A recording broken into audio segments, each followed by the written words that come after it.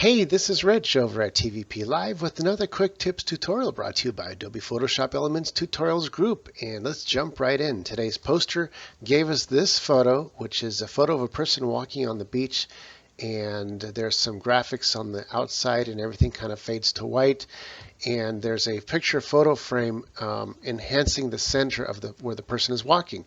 Now, there's nothing special about this reflection. It's a person walking on the beach. There's water here, and the reflection is part of the natural progression of a reflection on the water.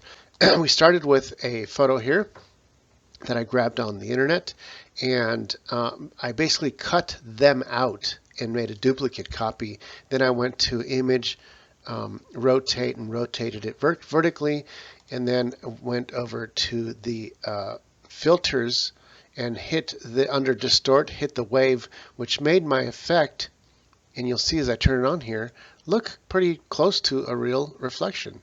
So this reflection is I placed it right here, right around there. It looks pretty real.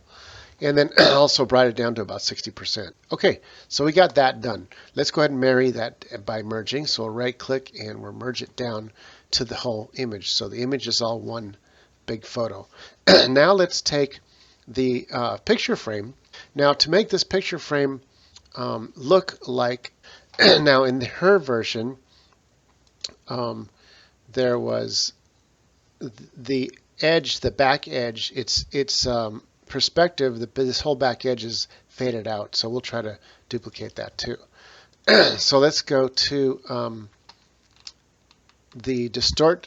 To make it perspective, we're going to go to Image, Transform, and Distort. What this allows us to do is to grab any corner and do whatever we want with it. So I'm going to go ahead and make a fake distortion, make it smaller in the rear, and grab the front each side and make it a lot bigger so it looks like it's a distorted photo frame.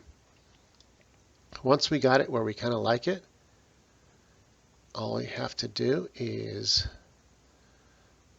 hit OK, and there we go. Now we got it similarly to the other one. But now we got to get rid of this background. So I'm going to do two different versions of getting rid of it. It's first right here with an eraser, 75-point brush or so, and just erase it from here to here. Because we're going to grab a bigger brush here, like a 1000 point, and then just do one click right here, boom, and you can see it fades out behind them, so it looks like they're standing out from the rear. And there we go. We pretty much have the picture frame exactly where we want it. I might want to squeeze it, the whole thing, a little bit more so it looks distorted or perspective. Finally, all we have to do is make a new layer. And I'm going to put that layer in the very bottom and grab color and make it pure white. And we'll grab the paint bucket and draw in that pure white. And there it is. Take the original photo and let's go ahead and marry the picture frame down to our photo. So I'll right click and merge down. Now that whole picture and its frame is all one piece. Now all we have to do is grab an eraser with a huge, I don't know, 2500. And I'm going to zoom out actually. I'll zoom out so we can see what we're doing. And I'm going to erase the edges. That's a beauty. I think that's a keeper. All we have to do now is grab the cropping tool. And I'm going to go ahead and crop this down just a tad, right around here. That looks pretty nice, doesn't it? Hit OK, and there we go.